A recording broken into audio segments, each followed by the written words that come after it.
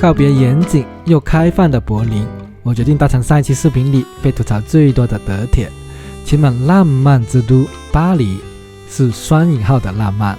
人生中的第一次就给了巴黎警察局，在那度过了难忘的第一晚，还上了法院，沉浸式体验了一次法国的司法体系。当然这只是旅行的小插曲，这一期逛了塞纳河、埃菲尔铁塔、卢浮宫、凯旋门、香榭丽舍大街等等，之后又采访了当地人，看看他们口中的巴黎是怎么样的呢？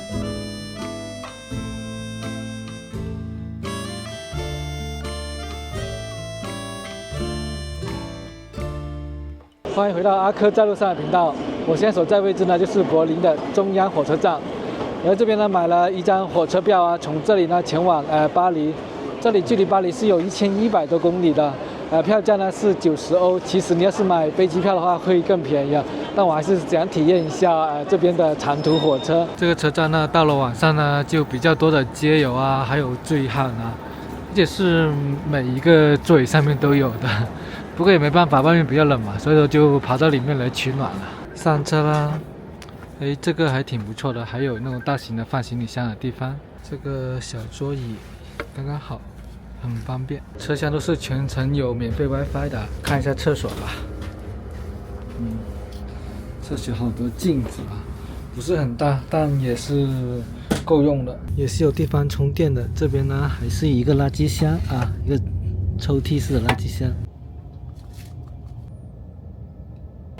现在下车了，但其实还没到啊。这是弗朗克福火车站啊，在这边还要再转乘另外一趟车才能到巴黎的。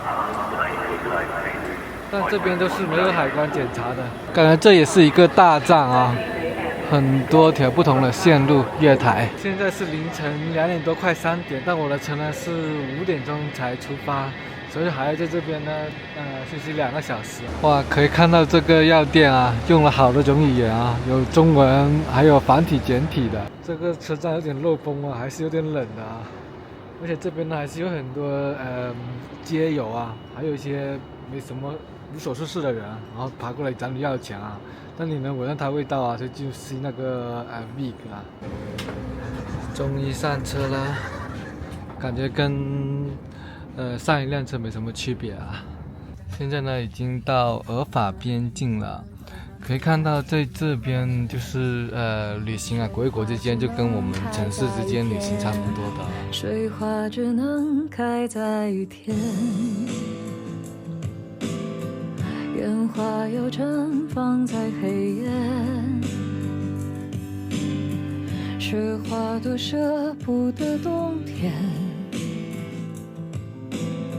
像我舍不得和你说。经过12个小时，终来到了世界的艺术之都巴黎。这里呢也是欧盟的第4大城市啊，人口呢是有210万的，面积是105平方公里的。那么我就先去住的地方把行李放下来，就正式开启巴黎的行程吧。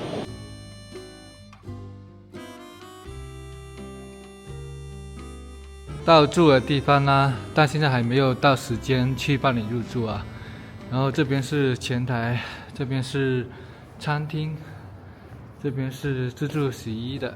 本来呢想这边存个行李，那这边存行李还要收费的啊。像这个大型的行李呢，1个小时要2欧元，1天是8欧元。还在等办理入住的时间啊。然后我现在在研究这边的公共交通。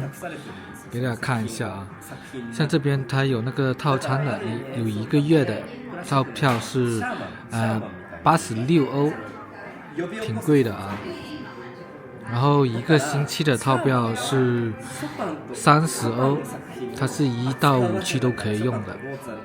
但是呢，它是从星期1到星期天这么算的，就比如你是星期5买，它也只能是星期5到星期天就截止了，所以说一定要算好时间，按次数算的哈。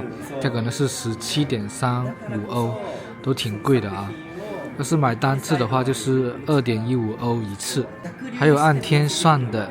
1、2区的话是8.65欧，但你也可以从1区到5区全部包括的话就是20欧了。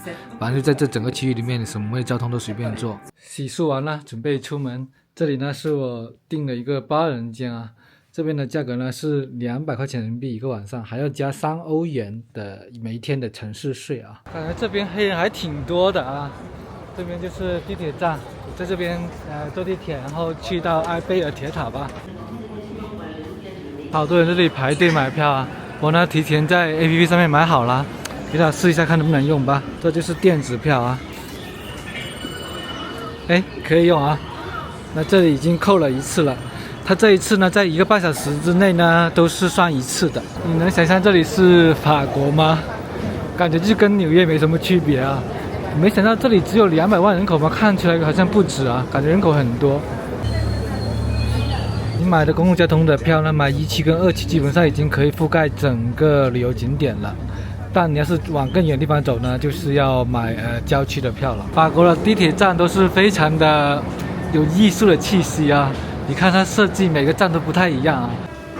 哇，这个 C 线路非常的大，这地铁是上下2层的啊。看一下下面是1层，哎，然后看一下上面第2层。哦，这个地铁还是很少见啊。看我用手机刷卡出来，它还是没有扣啊，就是1个半小时之内呢都算1次的。地铁上来呢就是埃菲尔铁塔啦。我记得以前在读书的时候啊，就很憧憬的要来巴黎来看一下。我的 QQ 定位呢就是法国巴黎啊，哇，很憧憬的埃菲尔铁塔。但随着慢慢长大呢，加上法国的一些负面的信息啊，所以说对这边的期望值也是越来越低了。但来这里感觉还好啊，真的还算是艺术之都啊。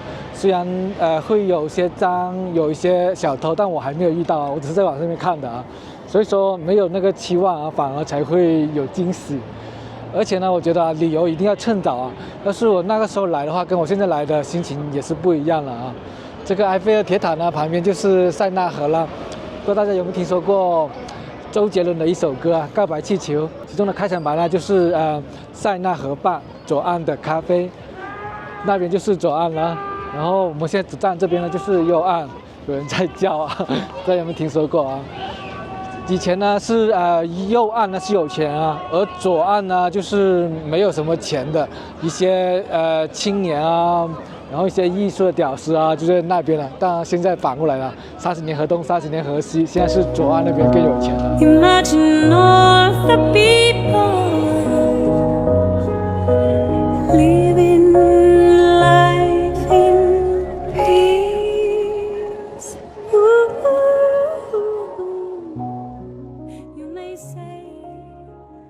大家中午好，我刚从警察局出来，本来昨天呢是想去探店这边的美食的，结果呢来这边吃了1个晚上的牢饭啊，经过了10几个小时吧，终于出来，然后等一下再跟大家解释一下什么情况吧。中国市场也挺多外国人在逛的，看一下这边蘑菇的价格，这边是3欧元是1盒的价格，真的是琳琅满目啊，中国的什么商品都有，还有这种酸辣粉。还有这个是红薯粉，桂林米粉1.5块钱1包，橡木瓜1公斤是9欧元，然后芒果的话1公斤是4.5欧元。在中国城买了一杯奶茶，5块5，然后这个蛋卷是6块，这个是1块多。吃点东西进缓过来了，我给大家说一下事情的经过吧。我昨天呢就是在那个埃菲尔铁塔下面，然后想着哇风景很美啊，我呢是有注册那个欧盟的那个无人机执照的，我想着这边它又没有那个标识啊，说不能禁飞无人机，我以为就可以飞无人机嘛，在那个埃菲尔铁塔是一个旅游景点嘛，公共的场合，所以说我就飞无人机，然后拍了大概10分钟左右不到吧，然后我就把无人机降下来了。然后我在收拾无人机过程中呢，他们警察就过来调查了，然后跟我说这边是不能飞无人机的啊，我也不清楚情况嘛，后面就跟他解释，因为呢他们也做不了决定，然后就把我带回局子里面，就是警察局里面来调查了，也就是这个区域，就是在这个13区吧，这里应该是就是中国城的附近的一个警察局啊。他在带到局里面之后呢，他就给了我一个告知书啊，他有英文的还有中文的啊，就告知我的一些权利啊，就是在接受他们调查的过程当中，我自身个人的权利。其实整个过程的流程还是很正规的。然后告知完我的权利之后呢，然后就把我的物品收走了。然后呢，我呢就被关到了一个拘留室吧，也不能叫监狱，那就是你想去吃东西啊、上厕所都是没问题的啊。然后昨天晚上呢，他就给了一个盒饭，然后一杯水。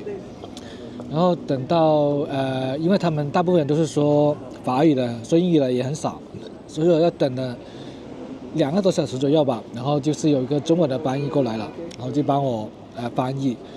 然后跟他们解释整个过程，然后他们有个那个督察员就来侦办这个案件嘛，然后把整个情况就说了一遍，然后他们是没有处理，就他们没有那个裁决权的，他们是要把这个案件上传到法院，让法院来裁决的。所以说等他们梳理完我的案件之后呢，已经快凌晨1点了啊，哇，弄了很久，就是很繁琐。那梳理完我的案件之后，然后我就又回到那个应该叫拘留室吧，就在地下啊。然后就是一直等，然后等到了他中间呢，就是早上他有给了一个饼干吃啊，然后一直等到了中午11点，然后才有结果。然后那个翻译又过来，然后给我做翻译。然后现在具体的情况呢，就是没收我的无人机，然后明天呢，我还要再去到法院，然后再签署一下他们的一些法律的文件，然后这个案件就结束了。所以说这个处罚我感觉还是挺重的啊，而且因为我是第一次来巴黎，而且完全不知道这边的任何政策的，而且呢他也没有告知，也没有在一些重要的地点啊、景点啊，然后立一个牌子，起码告诉别人这里不能飞无人机，完全都没有的。本来呢，我还预定了今天早上的行程是去卢浮宫的，票都买好了，结果票也作废了。但我觉得也没事啊，反而还能体验一下啊，就法国的警察局，然后来看看中国城，我觉得比去卢浮宫更有意思啊。巴黎有14条地铁线是吧？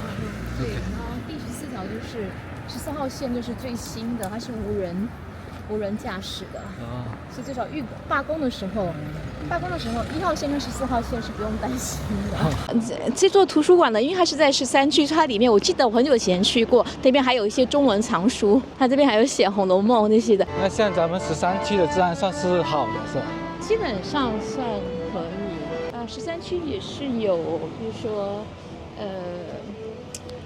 卖淫专街。荷兰是合法的，这边是不合法。其实在这边呢，怎么说，并不是不合法，它是包容的。包容。对，包容的，所以卖淫本身是包容的，它并不是非法的。但是呢，但是要看方式，比如说它如果是站街，影响到其他人那种，也许他们可能就会被带去警察局一趟这样子，并不是因为卖淫本身。如果是自愿卖淫，跟介绍别人卖淫这个不一样，自愿卖淫这个是不违法的，但是介绍别人卖淫的话，从中获取利益的话，这个人就违法了。等于就所谓拉皮条就违法。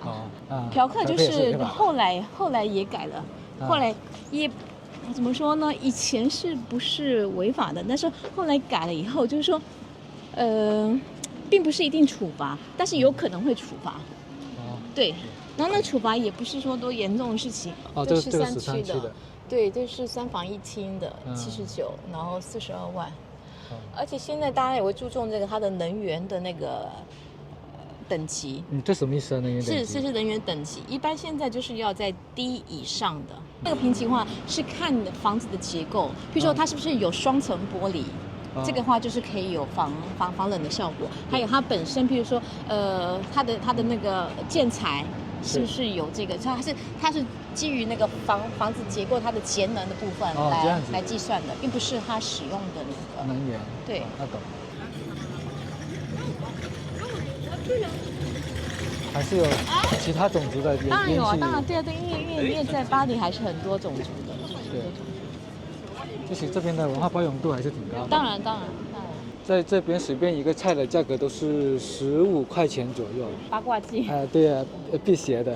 然后对面这一家饼家是应该是很久了，它就是1983年。其实这边很有历史的商家，也有很新的品牌商家。对。还是像这种奶茶，它就只有中国人喝吗？还是说没有，现在珍珠奶茶其实非常的，尤其是那种很流行的大城市的那个，对，年轻人都很喜欢。大家来巴黎呢，千万不要学我犯这么低级的错误啊！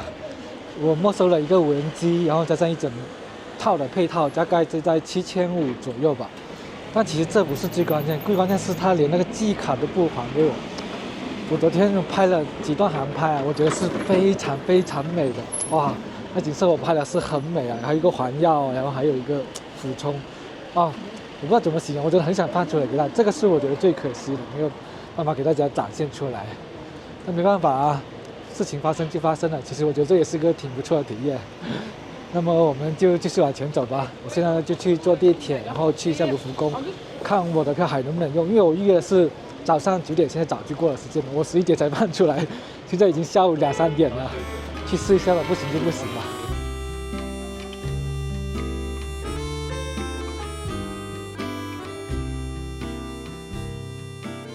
好了，来到卢浮宫了，这是一座有800年历史的王宫啊，现在也是世界4大博物馆之一。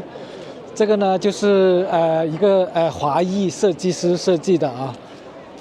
算来这里打个卡，我不知道我的票还能不能用啊，来试一下吧。这边好像是有4个门口的，随便找一个对的牌吧。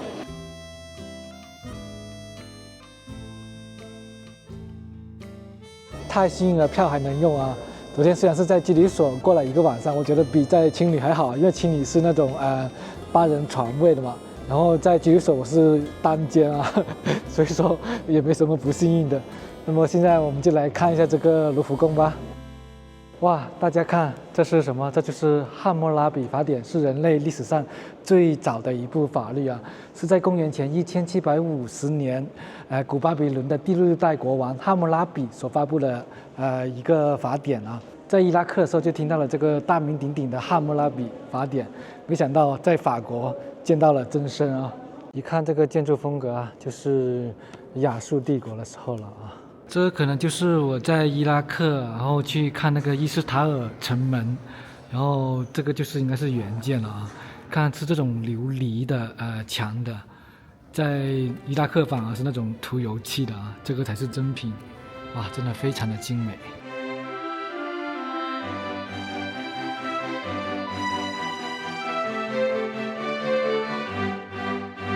这个展厅应该是女孩子最喜欢一个展厅了，全部是珠宝首饰啊！哇，看皇冠上面的宝石，还有这边的钻石也好夸张啊，有粉钻啊！哇，这是多少克拉的？很大耶！这就是那个黄脸婆啦，价值9个亿啊！这也是意大利文艺复兴时期的代表作了。这幅画就是大名鼎鼎的《自由引导人民》。也就是法国的七月革命，也就是在1830年所创作的。哇，在法国学艺术的话，真的是太好了吧？你看，直接就在卢浮宫这边来作画啊，来创作。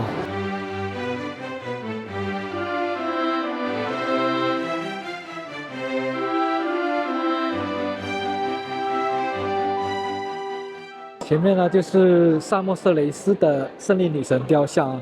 这也是古希腊雕像的杰作了，也是为数不多的几尊保存比较完整的古希腊的雕像啊。在这边展出的时候啊，然后希腊呢一直都在要求法国归还这尊雕像的。当时2战的时候呢，希特勒攻入法国就后悔了，没有来看一下这个胜利女神啊，要不会也会2战失败。前面呢就是著名的古希腊雕像断臂维纳斯。它是创作于公元前150年至125年左右的一尊雕像，这也是被公认的黄金比例，是以肚脐眼为分界线1:1.618，也是古希腊美与爱的象征。这呢就是人立柱了，可以看到都是那种人形雕像的立柱啊。卢浮宫真的非常大，而且非常多的传世珍宝啊，都是世界级的宝物啊。你花3天3夜认真来逛都逛不完的。我感觉这里啊带给我的震撼是比东宫、比纽约的大都会艺术博物馆还要震撼呢。当然了，英国的大英博物馆我还没去啊，在视频里面呢根本无法展现出卢浮宫的雄伟壮丽带给你的震撼啊，所以说非常推荐大家呢亲自来到这里来感受这个历史、这个世界的文化。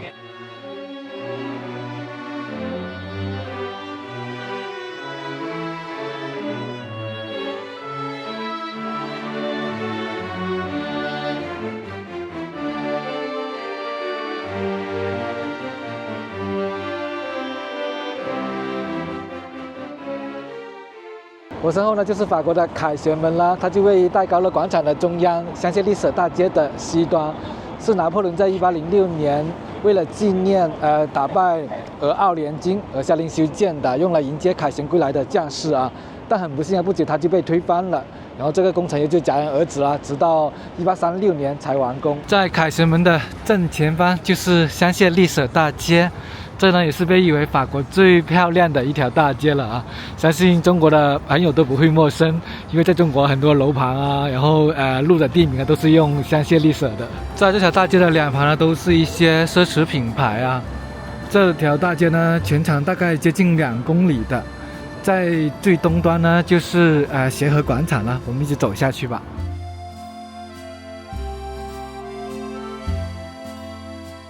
来尝一下法国的可颂啊，1.4欧一个。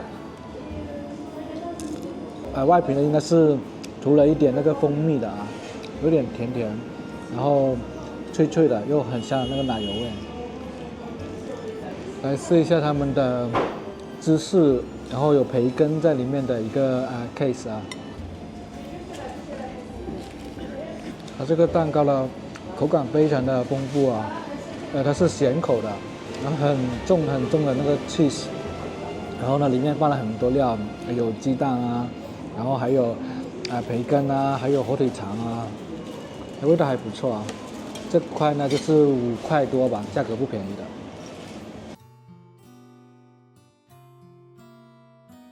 How do you like living in Paris?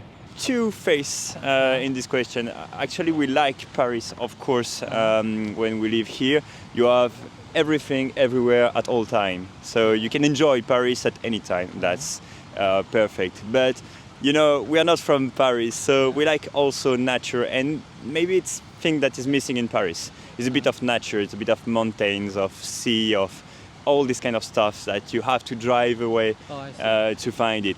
But anyway, I think we loved our time in Paris. Oh, cool. And what do you dislike? The subway and the people. Okay. Oh, okay. What does French beauty standard do you like? You mean what? As what the beauty is in French? Oh, that's a hard question. Because I like here the architecture, the buildings very beautiful. So yeah. Actually, I think, and it's a French answer, the beauty is also in the food. We like the food, we like, of course, the fashion, how we dress generally, and the architecture, you're right. I think we are really lucky about the architecture in France, in Paris. Actually, we don't have like high building everywhere and this kind of stuff. It's more like a town. Yeah. It's the beauty of a town, and you can meet a lot of people like this, and we enjoy this a lot. Do you mind ask you some question about the life in Paris? So, how about the economy? So, can people afford the food, the necessary in here? Actually, it's very expensive in Paris if you compare to the rest of France, of course. It's quite hard to find a big apartment, for example, to rent or to buy, especially when you are from when you left your study like a few years ago.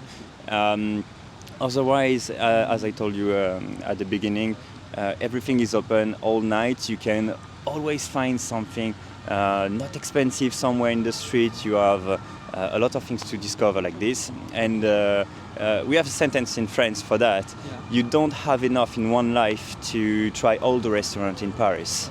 And that's the funny things here. You can have really expensive restaurant, really expensive hotel and this kind of stuff. And you can also find really like a detailed restaurant with a few stuff to try, with not expensive. You can have meal for €3 and this kind of stuff.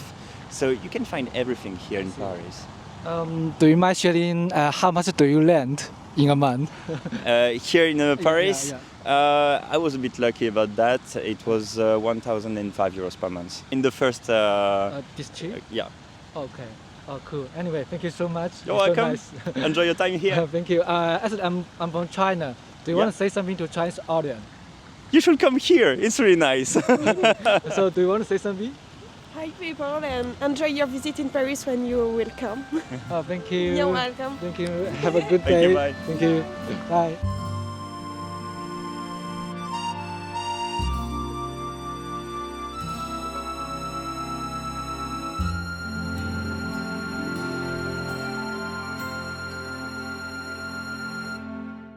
这里还有一尊西蒙波利瓦尔的雕像啊，南美的解放英雄居然在法国出现了。在香榭丽舍大街的东端就是协和广场了，这也是曾经的革命广场。在这广场的中央呢，就是埃及的方尖碑。这里呢，最被大家熟知的就是路易十六呢是在这里被送上断头台的。法国大革命啊，对整个世界的影响都是非常的广泛啊，包括波及到了美洲啊，导致了很多美洲的独立啊。你看刚才那里经过就是西蒙波利瓦尔啊，美洲的独立英雄。虽然当时啊把路易十六的命都革了，但后面还是选出了另外一个皇帝啊，拿破仑，也是实行专制加军国主义啊。所以说当时的革命啊是充满了暴力的。巴黎的厕所啊，在这里尿尿，外面看得到的啊。这边呢还有可以饮水的，然后这边呢是上大号的，按一下，然后就开门进来了。各式各样的厕所啊，这个是男厕，右手边是女厕。巴黎的青年实在是太热情了啊！我现在所在位置呢就是巴黎的新法院。在巴黎的西北角的17区，来这边呢开庭啊，欧盟地区飞蚊机一定要小心，小心再小心啊！哇，这个法院很大，要过往安检，然后这边才是正门，但正门现在没有开，因为今天是星期天，只开了一个侧门，一共有6层楼啊。我这个案件现在终于结案了啊！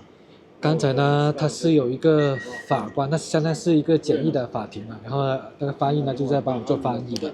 然后现在对我的处罚呢，就是没收我的无人机，然后就结案了。然后呢，其实这才是属于刑事犯罪啊，是非常严重的。它这边上面写的最高呢是可以，写的是就是监禁6个月，然后罚款1.5万欧元的啊。所以说，在法国飞蚊机是一件非常严重的刑事案件。然后那个法官给我解释呢，现在呢是正处在于俄乌战争嘛，所以说呢就是非常的敏感。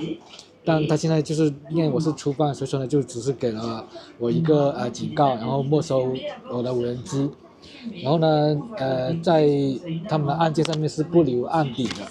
他其实呢在刑事案件是有分 B1、B2 的 ，B1 的话就会留案底的。他只是给了我一个警告，然后是属于 B2，只是他们内部有记录，然后外面是查不到的。所以说就算是结案了啊！所以大家呢千万不要在巴黎飞蚊机，在整个巴黎都是禁飞无人机的。非常幸运啊，然后在巴黎呢遇到一位喜欢旅游的华人啊，要不你跟观众做个简单的介绍一下吧。OK， 好，大家好，就是我其实之前非常，我就巧遇到阿珂，其实我之前也有看过他的频道，对，尤其是我之前要去古巴之前，我在网上找一些古巴的东西的时候，就找到你的那个，我就觉得那挺特别的，而且还看到你一系列的就是的介绍，就是有别于一般就是纯粹的吃喝玩乐的频道，我觉得挺有趣的，对。然后我自己本人呢，我在法国呢住了非常的久，然后当初是对，已经20几年了。你是什么样的一个契机，然后来到法国？因为我在大学的时候看了非常多的法国电影。所以就是非常吸引我，然后你是在哪里读的大学？我在台湾，大3的时候有一个机缘，就是来巴黎游学1个月，所以那1个月我就探索巴黎，就是非常的兴奋，然后感觉好像自己走入了电影中的世界。然后回去之后结束学业后我工作了，然后之后我一直想要在来法国读书，因为我想要读艺术方面的。我们那个年代，学生找工作也是不是那么方便，然后在巴黎的话，还是工作机会比较多的。就是在巴黎生活这20年，你觉得是什么比较吸引你的？很多外国人都会抱怨法国的制度上面或是其他生活上的不便利，但当然都是有好有坏，但是我觉得我非常珍惜的是法国还是非常重视它所谓的一些价值。就所谓的平等、自由、平等、博爱这些，其实我觉得真的是有落实在大部分人的意识里面。对，就是包括那个尊重，不管你做什么行业，一般都是会尊重的，而且就是非常礼貌性的招呼，这些都是基本上有的。物质上面的话，我觉得就是大家比较不会去比较。当然是在像巴黎这种大城市，我们看到各种各样的人种，但是出了巴黎之后，在某一些外省或者是比较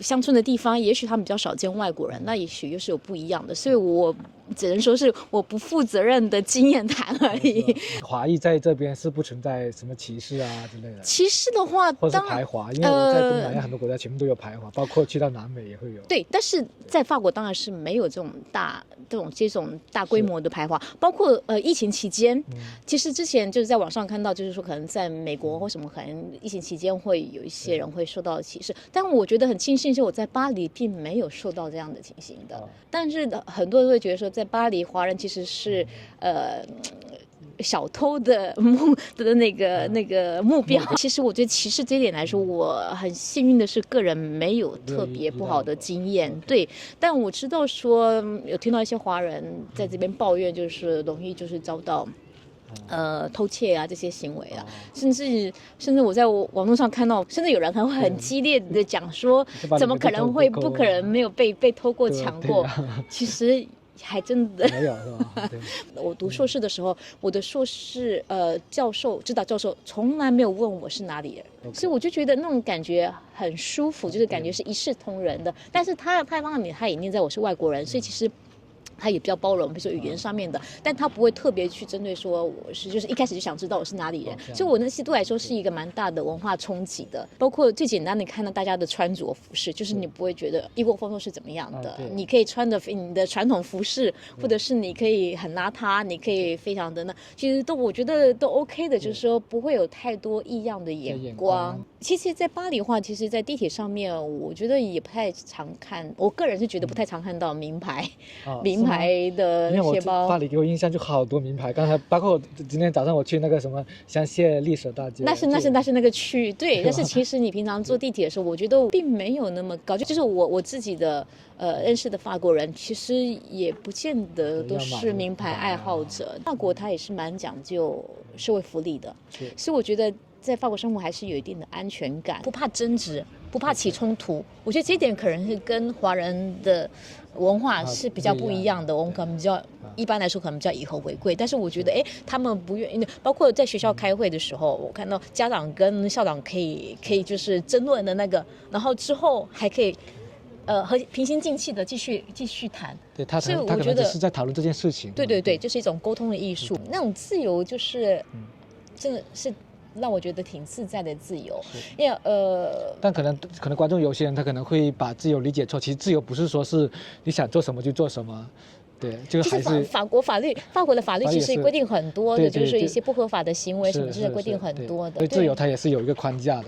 当然，其实虽然很多人会觉得法国人散漫，就是守法方面他们还是有要求的。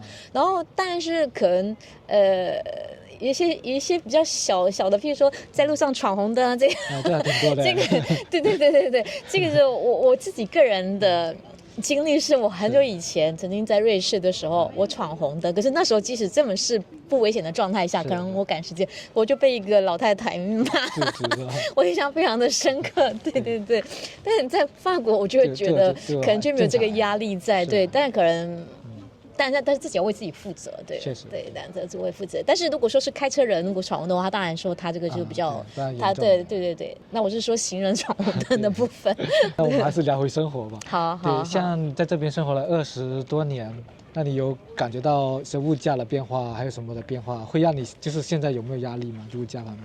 其实当然有，尤其是法国的税其实真的蛮高的，对，可以对聊一下税中产阶级来讲，真的是因为法国其实它还是有讲究，像刚刚提到社会福利，所以其实比如说公立学校的话，基本上不需要付什么钱，就我说的是小学到就中学这个阶段啊，然后包括以前我们读大学的时候，公立学校其实我们不需要付什么钱，那我不知道现在的情况是怎么样，但至少小学、中学这些阶段，如果是公立学校的话，基本上不用付什么钱，就付午餐费，而且午餐费还是根据家庭收入来分等的，所以可能有的人缴的非常非常的低的，但再高也不会高到太离谱就是了。那私立学校是另外一回事，养育小孩其实没有，相对上我觉得没有那么难，课外活动啊什么的，其实尤其是在巴黎，真的好多好多选择的，然后它有很多官营的那些活动中心，它可以提供各式各样的呢，而且它一样，它的学费也是根据收入的，所以可以用非常少的，如果根据家庭的话，可以用非常少的花费，就可以让小孩子也学他想学的才艺。然后包括度假也是一样，就是市政府。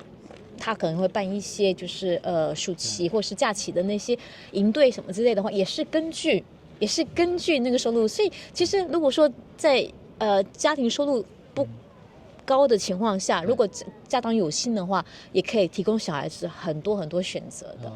对，那这边的就是教学理念是偏向于哪一种？跟我们就是东亚比的话，你所谓的教学理念是教学理念就包括一些公民教育啊，然后包括考试的，就是跟我们传统的东亚有什么区别？其实法国的教育呢，就是它可能会不会以其实我觉得也是应该这么说吧，就是它幼儿园跟小学阶段是非常的轻松，非常非常的轻松的，但是初中之后。就是压力就相当大了，就是它有一个落差的，所以小学阶段它应该是很快乐的，对。就是到中学之后，它还是有跟精英阶层跟普通阶层的那个教育理念是不一样的。其实法国其实还是有所谓的精英，对，尤其是高等学校，就是高等学府。那但是讲到相对，我觉得可能跟亚洲某些国家小学就开始有太多的压力来说，我觉得相对。法国的小学生还是很快乐的，对，还是很快乐的。就是相当于是到了初中到了中学才是一个对，在学业上面可能要求会比较多，对，学业上面有要求比较多。他会要求到你的学习成绩吗？或者是拿 A 啊，拿什么吗那种？但是它不排名的，基本上它是不排名的。哦，对，法国的那个最少中小学阶段它是不排名的，所以包括中学的话，你可能知道班上的最低，比如说某个科目，班上最低最高，然后班上的平均，然后你的成绩，所以你不会看到排名的。巴黎这么久，有没有遇到一些就是不开心的事情吗？或是你觉得巴黎哪一点你不喜欢的点吗？有时候觉得人太多，真的是巴黎地铁常常就是甚至有时候半夜之后人还是很多的，对。但是相对也是很热闹，一些制度啊，有时候是蛮僵化的，跟公务员打交道有时候是真的蛮累的，就是那种跟公家机关打交道有时候是蛮累的，不是那么有效率，就是也是有令人厌烦的，各式各样的费用一直在涨。相对当地居民来说的话，他可能会有一个就买一个年卡月卡，可能会相对来说优惠一点。可是年卡也是挺贵的，但是相对就是像刚刚提到，就是那个福利的部分，其实像所以我觉得是中产阶级可能压力会比较大，因为低收入的话，其实他们有很多福利，各式各样的福利的，对。可能对中产阶级来讲的话，就是那个压力相对就比较大。但是像中产的话，他这边的税能占到就是收入的多少？因为他要看，就是有不同的税率比。一般的上班族的话，他是实际拿到他的毛薪跟净薪，就是实际拿到的薪，大概是75%到80%左右。等于说其他就是缴一些，但是我讲的不见得是所得税，就是缴一些相关的，比如说社会福利税，它的各式各样的退休什么什么那些税加起来，就是20%到25%之间。对，就是如果一般的工作，一般的上班族的话，他们的那个工资单上面看到的话，可能就是毛薪跟那个实际拿到的大概是有80%到75%之间的。那这另外可能还要再缴税，就是再缴所得税，还有其他的，就是说如果是有资产的话，可能还要缴各式各样的税。但我觉得法国人不是相对于亚洲很多国家的人来说，他不是那么热衷买房地产，就是对。还是有一种那种活在当下的感觉啊。我觉得相对的，就是真的他们可能没有那么执着在一定要有自己的那个。那你未来是怎么打算呢？未来是要就是在法国养老定居的，还是说是还会考虑回台湾或者是去别的地方啊？我希望就是之后我可以到世界各地旅居。旅居那很好对的方式。对，但是我还是会回来法国，就是对，就是然后可能以后可以的话，就是更多自由度可以到各地去旅居。是我们在录的时候啊，这边的动物真的是那是鸭子，对，很随性，还在拉屎。他们蛮悠闲的，很悠闲啊，这就是法国啊。最后有没有什么想对观众说的吗？我个人喜欢就是自在的生活，然后是其实我蛮庆幸现在的生活，其实我自己还挺满意的。我们运气很好，就是因为像相对于一些处于战乱下的人民，他们没得选择，就是要经历这些话。其实我觉得真的蛮庆幸的，对。然后那关于巴黎的话，其实我觉得没有想象中的那么的可怕啊。但是该注意的该注意的事情，当然也是要注意。但是我觉得其实有时候渲染的是，我觉得太有点草木皆兵，我觉得没有到那么对。其实你在哪个地方都一样，你是在就是在一些公共交通的地方，比如你在火车站啊，在机场，你打车肯定会要小心注意一点，他可能还会骗一点钱。然后在车站可能会就是鱼龙混杂嘛，那你肯定要小心一下自己的钱包干嘛，但也不至于会发生人身安全的问题，可能只会钱财，要是不小心的话可能会丢失。对，其实有时候旅行当然会充满一些变数，然后犯罪的事件当然有可能都会发生在不同地方发生的，对，都是概率事。对，然后但我觉得就是，而且我就觉得大家可以用自己的方式去体验不同的国家。就是说，但是现在我们可以获得的那个旅游资讯非常多，但我觉得我自己个人是觉得说大家可以从中取舍，不是一味的照单全收，对，就去打卡就没必要了，对，可能看各自，而且有时候看当下的心情的时候，比如说我当下我想要不一样的性质的度假方式啊，或是我比较想要去旅居，而不是去旅游看景点。对，刚刚提到就是说，在法国可能税制其实就是那个税率其实蛮高的，但我觉得我觉得相对的就是我在法国生活其实有一定的安全感，就是说当我如果说生活面临困境的时候，我们可以寻求很多的补助或是协助的，不至于说让一个家庭的生计完全陷入困难这样。包括小孩子教育可以继续啊，然后他也可以就是对不会因此可能在某些国家生病，或者是没有失去经济来源的时候，是一个天大的事情，会让你想不开的。但我觉得在法国基本上还是可以，但是可能在巴黎看到很多乞丐，那是另外一回事。那可能就是那后面探讨当然是不一样的问题。但是说一般来说的话，如果说面临生活的困境的时候，他还是有不一样的纾困的方式。对，包括那时候疫情期间的话，政府也提出了很多纾困的政策，这样子。大家可能看到了是法国人的慵懒啊，然后很自在啊，但其实就是他其实是有一个社会兜底的，所以说就是不会像就是东亚人啊，他可能就是要就是那么的拼啊，那么的卷啊。有讲到就是像这边的巴黎的一些流浪汉啊，也不能说就是街友，不能说街友对遇到困难的人啊，他们是一个什么情况呢？其实这个街友情况我还是真不熟，但我知道有一些团体是会协助的，然后比如说提供饮食啊，或是提供住的地方，尤其是也是天气冷的时候会提供帐篷。那他们是法国国籍的人吗？还是不一定，都有。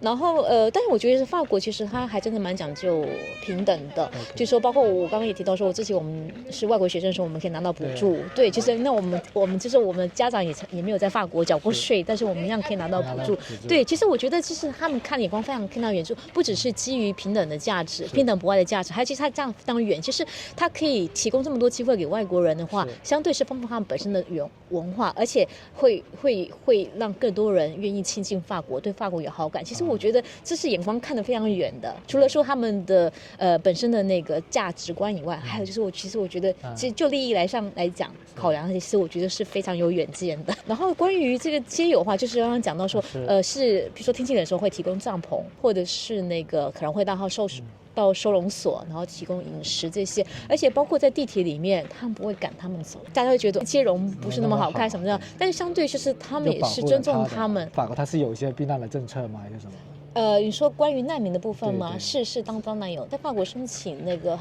就是有人会申请正式难民，然后在那个审查期间，他们也是可以拿到一定的补助的，对。那即使说后来审查没有通过，但是在一定期间里面，他们也可以拿到补助的。很多中国移民其实一开始来的时候，就是等他们的签证过期以后，他们就申请那个政治难民，这样一段时间，对，然后。对，然后在那期间，他还可以拿到一些就是一些补助。我就是讲一些个人的经验，对，当然是还是有主观的成分在这样子，对，所以就是也不是全面的印象。很不错了，就可以给大家分享一下，就是你所见到的巴黎。对，你能说我所见到的某些层面的，因为真的是每个人的经验不一样，而且我觉得有时候生活越久越难对一个地方下定论。对，因为我们可能接触到，我今天是这种感觉，我明天可能又是另外一个感觉，所以就是真的是千变万化的。对，但我觉得有一些像我刚刚提到的这些核心理念，其实我还是真的蛮欣赏法国的某些核心理念的。对，还有就是人民，我觉得就是他们还是蛮重视生活品质的。对，那我想到一句话，就是像可能对华人讲，就是吃饭皇帝大嘛，就是吃饭非常重要的。然后，但是我觉得这个法国也是度假皇帝大，我觉得真的，当然说，但不是所有人都有能力去度假，但是普遍的价值观就是度假是很正常的，很稀松平常的。对，你去度假的话，然后你的就是人家联系不到你，这是好像基本上是很正常的，就是人家是可以接受的。你现在是你的休假期间，你去度假，然后就是非常的很正常，然后带薪假期都无所谓。一般来说是5个星期带薪假这样子，就是但是这个另外当然还有国定假日那些这些例假日的，还有甚至某些工作他可能还可以补休，他可能就是他的可能工作超过某些时间，做办公室的跟那个打扫办公室的他的工资差就可以没有差到很多。法国人工非常非常的贵，所以有些比如说自己接那些比如说水电工啊接什么，他可能可以赚很多的。我个人感觉上法国的贫富就是在工资上面贫富不是那么大的，不是那么大的，并不是一定要我有读书高这样子，就是有一技之长的话，其实有时候在生活上生存也是很有利的。那谢谢你的分享。